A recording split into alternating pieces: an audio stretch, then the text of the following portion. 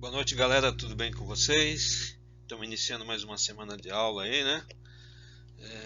Acredito que seja o último mês, nós vamos entrar aí mês de julho, né? Acredito que mais um mêsinho aí de aula aí vocês concluíram o curso, né? Bacana. O que nós vamos ver hoje? Nossa teleaula 8, a data 29/6, negociações internacionais, vamos trabalhar com conceitos básicos, né? E hoje nós vamos falar de OMC, Organização Mundial do Comércio, ok? Depois de vocês assistirem essa videoaula, vocês vão ouvir um podcast que fala de coronavírus na China e o impacto em comércio exterior, da Logística Plus. É um podcast muito legal, o pessoal da outra turma que ouviu gostou bastante, né? E depois que vocês ouvirem o podcast, eu peço que vocês façam comentários e reflexões sobre o tema no canal Postagem, ok? Então vamos lá, vamos seguir. Muito bem. Organização Mundial de Comércio, esse importante órgão, né, internacional, OMC, acredito que todos já ouviram falar, né, de OMC. Ela vem, né, é um organismo mundial que tem como característica ser uma referência de relação entre países, tá? De maneira que eles podem ter a oportunidade de discutir sobre suas estruturas comerciais no mundo, né? Ou seja, é um órgão de referência para criar regras e acordos sobre o comércio internacional, tá? A OMC, ela também permite resolução de, além dos acordos, né, entre si, né, entre os países, entre as nações, né, ela permite também que se procurem a ela, né, para a resolução de conflitos, né, para a resolução de conflitos. E hoje, atualmente, nós temos aí cerca de 164 países membros da OMC. Um destaque para o Brasil, né, que é um dos fundadores da OMC, e o diretor-geral da OMC é um diplomata brasileiro, né, um brilhante diplomata brasileiro, Roberto Azevedo, né? Vamos lá. Um pouquinho da história aí da OMC, né? Como que surgiu a OMC. No período pós a guerra, em 1945, quando terminou a guerra, no final do ano de 1945, né, se reuniu nos Estados Unidos 45 líderes mundiais, né, para colocar em prática uma nova ordem para a economia mundial. E o resultado desse encontro surgiu, né, foi fundado alguns órgãos internacionais. O FMI, né, que é o Fundo Monetário Internacional, né, políticas monetárias, estabilidade de câmbio, manutenção de acordos monetários, né. Também surgiu, né, foi fundado o Banco Mundial, né, para tratar de situações financeiras e econômicas, né? Principalmente com essa questão de para financiar subsídios para recursos, né? Para combater a pobreza mundial, né? E logo após esses acordos, né? Do FMI, do Banco Mundial, surgiu um órgão para tratar de assuntos comerciais, né? Coordenar e fazer a interação de temas comerciais, que foi o GATT, General Agreement on Tariffs and Trade, né? GATT, ou simplesmente, né, Acordo Geral de comércio tarifário, né, de tarifas, né, comércio de tarifas, né? Então, pós a guerra, né, o GATT surgiu para ajudar nas questões, nas relações comerciais, coordenar as relações comerciais, principalmente nas questões de estabelecimento de tarifas, tá? De tarifas. Bom, e aí o GATT ele atuou, né, com esse principal objetivo até 1995, tá? Em 1995 o GATT deixou de existir e criou-se então uma organização chamada OMC para tratar de assuntos de comércio internacional, né? Qual a importância da OMC, né, que ela foi criada? Bom, muito bem. A principal importância da OMC, né, foi colocar, né, dar uma ampliação, né, nos objetivos do GATT, que o GATT basicamente se preocupava com acordos tarifários, né, de tarifas, né, mas a OMC ela foi mais além, né, estabelecimento de regras comerciais, né, entre países. E ela colocou em pauta, né, já surgiu colocando em pauta temas que não se debatiam, né, com profundidade, como assuntos sobre agricultura e produtos têxteis, né? E a OMC ela começou a colocar esses temas, nessas pautas de debate sobre a agricultura e produtos têxteis, né? Mercado agrícola, tá? Ou seja, a organização a partir daí começa a ter uma influência direta no mercado, né? No comércio exterior, gerando debates sobre o livre comércio e ocasionalmente importantes decisões econômicas, né? Então a OMC é uma entidade, um órgão muito importante para o livre comércio entre as nações, né? Através das suas regras, colocando suas práticas, suas regras, né? Tudo bem até aí? Tranquilo? Legal. Qual que é a estrutura da OMC? Bom, eu coloquei aqui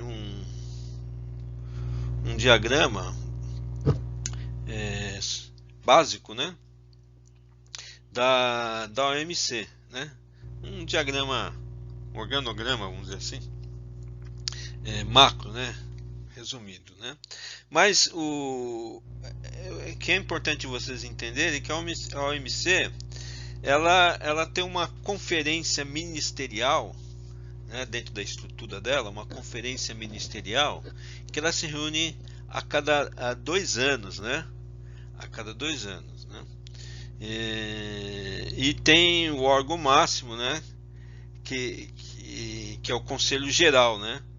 Que é o Conselho Geral e como eu disse no início, o diretor-geral da OMC é o diplomata brasileiro Roberto Azevedo, né? Então aqui tem aí, ó, o primeiro nível, a conferência ministerial, tem o segundo nível, que é o órgão de solução de controvérsias, um órgão muito importante, né, que é um órgão de apelação quando um país se sente prejudicado em relação a algum negócio, algum acordo, né? Nós vamos ver que o Brasil ele constantemente ele é denunciado nesse órgão, né, de solução de controvérsias, porque os países reclamam do Brasil tem uma política de comércio bastante protetora, né?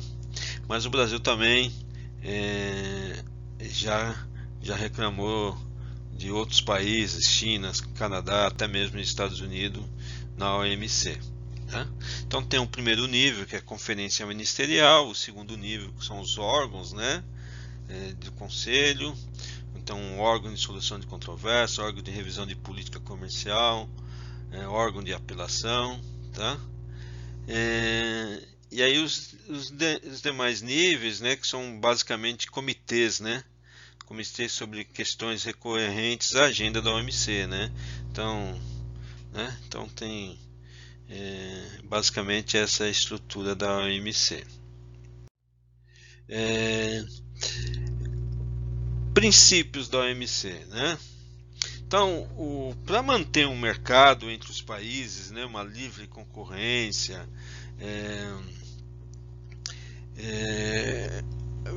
o mercado precisa operar de uma forma transparente, né, igualitária para todos os países membros e até os que não são membros, né, da OMC. Então tem alguns princípios básicos que foram criados no GATT, né, mas por questão de jurisprudência, até por jurisprudência, né, permanece também como princípios na OMC. Quais são eles? Vamos falar brevemente cada um deles aqui. O princípio da não discriminação, né? Não discriminação é um princípio básico da OMC. A nação mais favorecida é obrigada a estender um acordo a todos os países participantes, sem restringir determinadas nações e qualquer tratamento diferenciado, né? Em suma, né, esse princípio da não discriminação consiste em que um Estado deve dar igual tratamento para os outros, né? Então, um país ele não pode discriminar uma outra nação, ele tem que dar um tratamento igual. Ok? Tranquilo? O outro princípio é o princípio da previsibilidade, né? Os executores do comércio exterior precisam de previsibilidade de regras de mercado, né, comercial, tanto de importação como de exportação, para conseguirem desenvolver suas atividades, né? O princípio da previsibilidade é o princípio da segurança jurídica, né? Então, se um país, né, se as nações, os estados vão fazer um comércio, né, então eles precisam ter uma segurança jurídica, principalmente quanto à questão de manutenção dos acordos, tratados, né, os acordos tarifários, né. Esse princípio está muito ligado, né, ao que nós vimos anterior, né, no órgão lá de solução de conflitos, né, de apelação e soluções de conflitos, porque se não tiver segurança jurídica, as nações recorrem a esse órgão, né? Então vamos lá. O outro princípio, concorrência leal, né? Então é um princípio básico de uma economia liberal, né? Ou seja, a OMC ela tenta coibir práticas desleais, né? Para manter um mercado aberto e seguro, né? Então ela não permite, né, práticas de dumping, né? Isso é uma prática que a OMC não permite, coíbe, né, que os países praticam dumping, né? Dumping nada mais é que você colocar um produto no mercado, né, vender esse produto com um preço bem abaixo do seu custo de produção, né? Então você está vendendo aí um produto com um preço final, mas aquele preço não cobre os seus custos de produção, né? Então fica caracterizado o dumping. Então o princípio da concorrência é importante aí nas relações comerciais. O outro princípio é o princípio da proibição e restrições quantitativas, né? Ou seja, os países não podem fazer restrições em termos quantitativos, né? Para proteger um determinado país ou outro, né? As restrições que ele pode fazer é só nas questões de tarifas, né? Desde que essa prática seja transparente, né? Mas não pode colocar proibições restritivas em termos de quantidades, né? E o quinto, né? O quinto princípio, né? É tratamento especial para países em desenvolvimento, né? Então, os países de desenvolvimento eles recebem um tratamento especial, né? Ou seja,